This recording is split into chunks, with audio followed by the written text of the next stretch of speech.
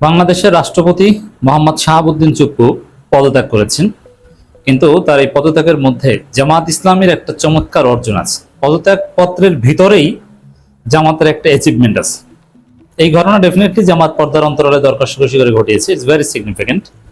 At the same time, whatever happen বা so far whatever happen, Jamaat এনসিপির উচিত এখন রাজপথে নামা এবং জুলাই যোদ্ধা, জুলাই শহীদ পরিবার বা জুলাই ভিত্তিক যেসব সংগঠন আছে তারা এই মুহূর্তে রাষ্ট্রপতি চুপ্পুর গ্রেপ্তারের দাবিতে রাজপথে নামতে পারেন, তিনি যাতে সেফ এক্সিট কোনোভাবে না পান।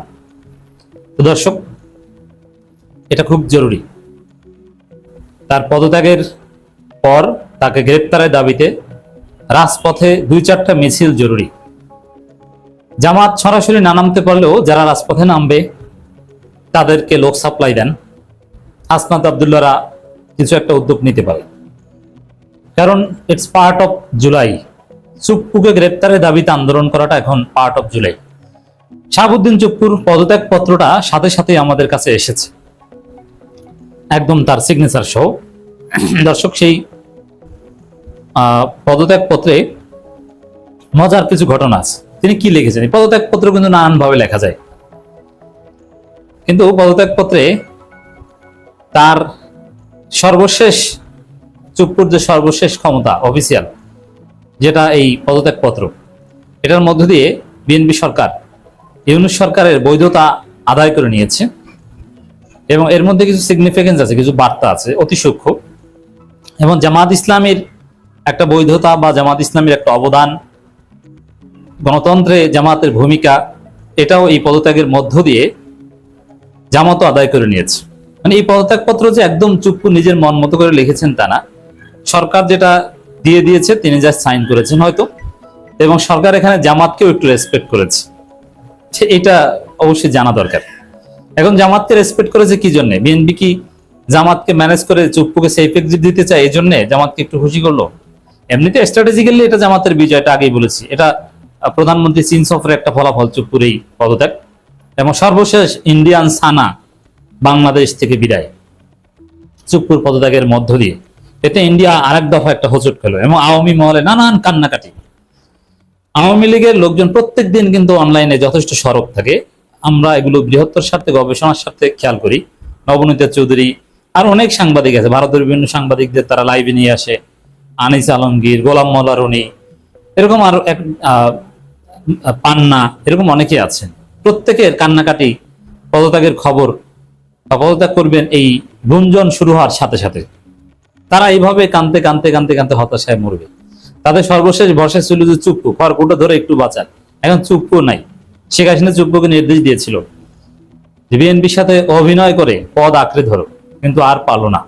চীন সফরের ফলাফলে ভারতপন্থী রাষ্ট্রপতির বিদায়, এটা এইভাবে রিড করা সবচেয়ে বেটার। তো দর্শক, রাষ্ট্রপতি গণপ্রজাতন্ত্রী বাংলাদেশ বঙ্গভবন ঢাকা, সেখানের একদম রাষ্ট্রপতির মনোগ্রাম যুক্ত পদত্যাগপত্র বিসমিল্লাহির রহমানির রহিম উপরে লেখা, সম্মানিত স্পিকার, কারণ স্পিকারের কাছে পদত্যাগ করতে হয়। বাংলাদেশ জাতীয় সংসদ, শেরেবাংলা নগর, ঢাকা। বিষয় রাষ্ট্রপতি পদ হতে পদত্যাগ। সেখানে শ্রদ্ধান্বেষু আসসালামু আলাইকুম, এটা আবার হাত দিয়ে লিখেছেন, টাইপের পর একটু অ্যাড করেছেন। মানে রাষ্ট্রপতির যে কলমের কালার, যে কালার দিয়ে তিনি সাধারণত সিগনেচার দিয়ে থাকেন, ওই কালারে লিখেছেন। তো দর্শক, আমি মোহাম্মদ শাহাবুদ্দিন গণপ্রজাতন্ত্রী বাংলাদেশের 22তম রাষ্ট্রপতি হিসাবে নির্বাচিত হয়ে 2023 খ্রিস্টাব্দ সনের 24 এপ্রিল রাষ্ট্রপতি হিসেবে শপথ গ্রহণ করি এবং অদ্যাবধি নিষ্ঠা, সততা ও সংবিধানের প্রতি পূর্ণ আনুগত্যের সঙ্গে দায়িত্ব পালন করছি। প্রসঙ্গত উল্লেখ্য যে গত 5 আগস্ট 2024 সনে ছাত্র জনতার গণঅভ্যুত্থানের মুখে তৎকালীন সরকারের পতনের পর দেশে গণতান্ত্রিক ও সাংবিধানিক সংকটের সৃষ্টি হয়। সাংবিধানিক সংকট থেকে উত্তরণের অভিপ্রায়ে সংবিধানের 106 নং অনুচ্ছেদের ক্ষমতা বলে আমি রাষ্ট্রপতি হিসাবে বাংলাদেশ সুপ্রিম কোর্টের আপিল বিভাগের মতামত কামনা করি। অথবা বাংলাদেশ সুপ্রিম কোর্টের আপিল বিভাগের পরামর্শক্রমে অন্তর্বর্তী সরকার গঠন করি, অন্তর্বর্তীকালীন সরকারের রাজনৈতিক দলগুলোর সঙ্গে পরামর্শ করে জাতীয় সংসদের সাধারণ নির্বাচন আয়োজন করে। এর মানে অন্তর্বর্তীকালীন সরকারকে একটা পূর্ণ বৈধতা দিয়েছেন আপিল বিভাগের রেফারেন্স অনুযায়ী আর্টিকেল 106। এটাও রাষ্ট্রপতির উপর চাপিয়ে দিয়েছেন শেষ পর্যন্ত, কারণ আর্টিকেল 106 অনুযায়ী আপিল বিভাগের রেফারেন্স কোথায় তার কোনো দলিল নেই, কোনো প্রমাণ নাই। কিন্তু বিএনপি সরকার চুপ্পুর মুখ থেকে সেটা আদায় করে নিয়েছে। চুপ্পু বলছেন, যার সময় বলছেন ওইটি প্রমাণ। কারণ ওই সময় বিচারকরা পালাতক ছিলেন, আপিল বিভাগের পূর্ণ বেঞ্চের রেফারেন্সের কোনো দলিল কাগজপত্র কেউ দেখাতে পারবে বলে আমার মনে হয় না। আর হাসিনা পদত্যাগ করেছেন এই কথাটা কিন্তু উল্লেখ নেই, এটা আরো সিগনিফিকেন্ট। হাসিনা পালিয়েছে, পদত্যাগ পত্র এটা নিয়ে যেহেতু বেশি আলোচনা হয়েছে, এটা তিনি যেহেতু আগেই বলেছেন যে পদত্যাগ পত্র আমার কাছে নাই, যার ফলে এখানে পদত্যাগ শব্দটা উল্লেখ না করে বা প্রধানমন্ত্রী পদত্যাগ করেছেন তার ফলে আমি আপিল বিভাগের রেফারেন্স দিয়েছি এরকম কিছু না, যে গণ অভ্যুত্থানের ফলে সৃষ্ট পরিস্থিতি এই শব্দটা গণ অভ্যুত্থান শব্দটা লিখেছেন। এর মধ্য দিয়ে ইউনূস সরকার গণ অভ্যুত্থান এবং তৎকালীন ইউনূস সরকারের বৈধতা এটা চুপ্পুর যাওয়ার সময় তার মুখ থেকে আদায় করে নিয়েছেন। এখন তিনি হয়তো এগুলোর বিনিময়ে সেফ এক্সিট বা এই অফিসিয়াল প্রমাণের বাইরে কথাবার্তা বললে অফিসিয়াল কোনো লেজিটিমেসি থাকবে না, সেগুলো অপপ্রচার পালিয়ে যেয়ে যদি বলতে পারেন দ্যাটস ডিফারেন্ট। কিন্তু তিনি বলবেন যদি পালাতে পারেন সেফ এক্সিট পান তাহলে অনেক বিস্ফোরক মন্তব্য নিরাপদ জীবনে যে করবেন, তিনি চুপ থাকবেন না ডেফিনেটলি, এবং ঘুরে ফিরে এই চুপ্পু হাসিনার সাথে দেখা করতে পারে। তারপরে দেখবেন খেলা কি হয় যদি সেফ এক্সিট পায়। এই জন্য সেফ এক্সিট দেওয়া উচিত না, জেলেই রাখা দরকার। তার বিরুদ্ধে অভিযোগ আছে, এই জন্য বিচার করা দরকার। এবং নির্বাচনের পর অতবার বাংলাদেশ সুপ্রিম নির্বাচনের ফলাফলের ভিত্তিতে বর্তমান সরকার গঠিত হয়ে সরকার পরিচালনা করছে, ভালো, সরকারের তো প্রশংসা করবেই।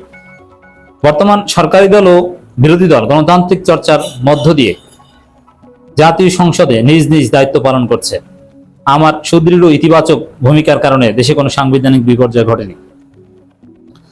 ঠিক আছে, এখন সরকারি দল বিরোধী দল গণতান্ত্রিক চর্চা করছে, এটা পদত্যাগ পত্রে লেখার কোনো দরকারই ছিল না।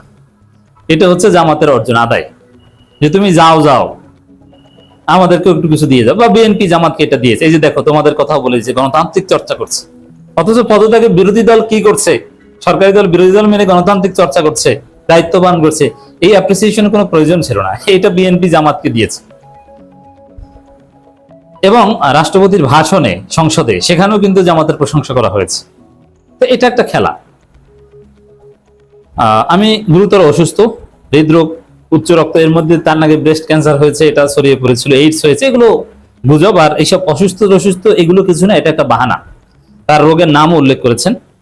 এতে গুরুত্বপূর্ণ সাংবিধানিক পদের দায়িত্ব পালন করা আমার পক্ষে সম্ভব হচ্ছে না, আমার দীর্ঘমেয়াদে চিকিৎসা প্রয়োজন। এমত অবস্থায় সংবিধানের 53 অনুচ্ছেদের বিধান অনুযায়ী আমি রাষ্ট্রপতি পদ থেকে পদত্যাগ করছি। তো দর্শক, এই পদত্যাগের মধ্য দিয়ে এরকম অনেক বৈধতা প্রশংসার বিষয় আদায় করে হয়েছে। হয়তো এগুলোর বিনিময়ে তিনি সেফ এক্সিট চান, কিন্তু না, তার গ্রেপ্তারের দাবিতে আন্দোলন করা উচিত।